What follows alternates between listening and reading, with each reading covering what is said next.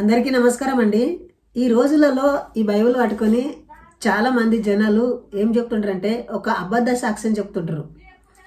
అదేమిటంటే నేను ఒకప్పుడు భయంకరమైన తాగుబోతుని, ఇప్పుడు నేను తాగను అని సాక్ష్యం చెప్తుంటారు. అంటే యేసుక్రీస్తే మమ్మల్ని తాగుడు నుండి, ఆ బానిస నుండి యేసుక్రీస్తే మమ్మల్ని విడిపించే.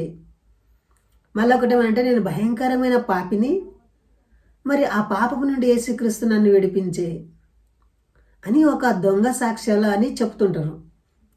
సో దయచేసి ఆలోచించండి. ఇలాంటి మాటలు నమ్మేటి వారిని బైబిల్ ఏం చెప్తుందంటే గొర్రెలు అని అంటుంది. గొర్రెలు అంటే గొర్రె ఎప్పుడు తలంచుకుంటూనే పోతుంది. క్రైస్తవులు కూడా చాలామంది నేను గొర్రెని యేసయ్య కాపరి అని అంటాడు. అంటే ఆ కాపరి గొర్రెలకు ఏం నేర్పిస్తున్నాడు? సో ఇలాంటి దొంగ సాక్ష్యాలను నేర్పిస్తున్నాడా? మరి ఇతరులను కించపరుస్తూ తన సొంత జ్ఞానాన్ని మట్టి పట్టిస్తున్నారు. అర్థం చేసుకునేకి వచ్చిండ్రు. నేనేమిదంటే యేసు ప్రభువే ఒక తాగుబోతు అని నేను కించపరచడం లేదు.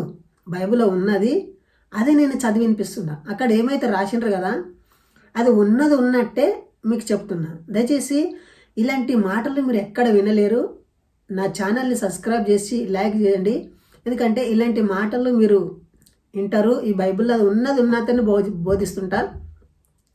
బైబిల్లో అక్కడక్కడ మంచి మంచి మంచి మంచి వచనాలు తీసుకొని దేవునికి స్తోత్రం అని చెప్పి ప్రార్థన చేసి ముగిస్తారు.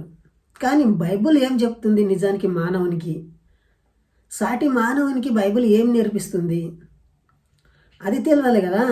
ఇప్పుడు నేను ఒక భయంకరమైన తాగుబోతుని, నేను చర్చికి వచ్చినప్పటి నుండి నాకు తాగుడ మానిపోయా అని అంటారు. అదే ఒక దేవుడు తాగుబోతు అనే సంగతి వాళ్ళకి తెలియదు. యేసుక్రీస్తు స్వయంగా అన్నాడు. ఆ మాటలు ఏవో ఈరోజు మీకు ఒక వాక్యంలో నేను చదివి వినిపిస్తాను. మీ దగ్గర బైబిల్ ఉంటే మత్తయి సువార్త 11వ అధ్యాయము 19వ వచనం చూడండి. మనుష్య కుమారుడు తినుచో త్రాగుతో వచ్చాను అంటే మనుష్య కుమారుడు అంటే ఎవరు అనుకున్నారు? యేసుక్రీస్తుని అంటారు మనుష్య కుమారుడు అంటారు. మరి ఈరోజు ప్రజలు ఏమంటున్నారంటే దేవుని కుమారుడు అంటున్నాడు. మనుష్య కుమారుడు దేవుడు ఎట్లయితాడు? మనుష్య కుమారుడు అని యేసుక్రీస్తు ఏమంటున్నాడు? మనుష్య కుమారుడు తినుతూ తాగుతూ వచ్చాను అంటే అతను తినుకుంటూ త్రాగుకుంటూ వచ్చాడంట. ఎంజాయ్ చేసుకుంటూ క్లబ్లలో తిరుగుకుంటూ ఆయన వచ్చాడంట. గనుక మనిషి కుమారుడు తినుచో త్రాగుతో వచ్చాను గనుక ఇదిగో వీడి తిండిబోతును మద్యపానను సుంకరులతోనూ పాపులతోనూ స్నేహితుడని వారనుచున్నారు. ఏమంటున్నాడు? ఎవరైతే పాపులుగా ఉంటారు కదా వాళ్ళ దగ్గరికి వెళ్తారంట యేసుక్రీస్తు. సమాజము వాళ్ళని వెలివేస్తుంటుంది. వాళ్ళు పాపలని నిర్ణయించబడతారు. కొన్ని పాపాలు చేసి కూడా పట్టబడతారు.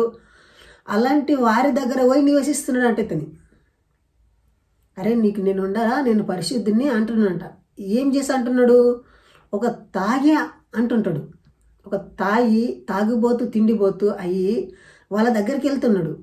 అంటే ఆయన తాగినప్పుడేమో పాపల మధ్య నివసించేవాడు, వ్యభిచారకుల మధ్య నివసించేవాడు తాగినప్పుడు. తాగనప్పుడేమో ప్రజలు నన్ను కొడతారేమో తిడతారేమో అనే భయంతో అరణ్యంలోకి వెళ్ళి పారిపోయేవాడు. ఒక భయం ఆయన లోపల ఉండేది. 10 సార్లు ఆయన తప్పించుకొని పోతాడు. ఎందుకు ప్రభువా నువ్వు అట్లెందుకు దెంకపోతున్నావు? నువ్వు వచ్చాడని శిల్వ మరణం కోసమే కదా, మరి ఎందుకు పారిపోతున్నావు అంటే ఏమంటాడు? నా సమయం ఇంకా రాలేదురా అని అంటాడు. సో చూడండి ముందల వచనంలో తిండిపోతూ 19వ వచనము క్లియర్గా చదువుతాను మళ్ళీ ఒకసారి. మనుష్య కుమారుడు తినుచో త్రాగుచో వచ్చాను గనక ఇదిగో వీడు తిండిపోతూ మద్యపాని అని అంటున్నారంట. సో మద్యపానం అంటే ఇది త్రాగుడకు సాదృశ్యం. మద్యపానము ఆరోగ్యానికి హానికరమని ఒక ఫిలింలో వేస్తారు చూడండి. మద్యపాని ఆరోగ్యకు హానికరం నిషిద్ధకరం అని వేసినప్పుడు ఆ మద్యపానాన్ని యేసుక్రీస్తు స్వీకరిస్తున్నాడు, తాగుతున్నాడు. సో అలాంటి మద్యపాని చేసేటి యేసుక్రీస్తు ఇతరులను మద్యపాని ఎలా మార్పించగలడు? అరే బాబు నేనే తాగుబోతుని, నేను తాగుతూ తినుకుంటూ ఎంజాయ్ చేసుకుంటూ వచ్చాను, మరి నేనెట్లా నీకు మార్పిస్తా అని అంటారు. సో ఏదైనా కూర్పు ఉండాలి కదా. ఇంకొకటి, చాలామంది జనాలు ఏమంటారంటే నాకు కళలో వచ్చే నాతో మాట్లాడే తెల్లని వస్త్రాలు వచ్చి నాతోటి మాట్లాడే అని అంటారు. అది కాదండి, అది నిరూపించలే. అట్లా నమ్మొద్దు, గుడ్డిగా నమ్మొద్దు. సో దయచేసి ఆలోచించండి. ఈ వీడియో చూస్తున్న ప్రతి ఒక్కరు కూడా మీరు సత్యాన్ని గ్రహిస్తారని ఆశిస్తూ ఈ వీడియో చేస్తున్నా.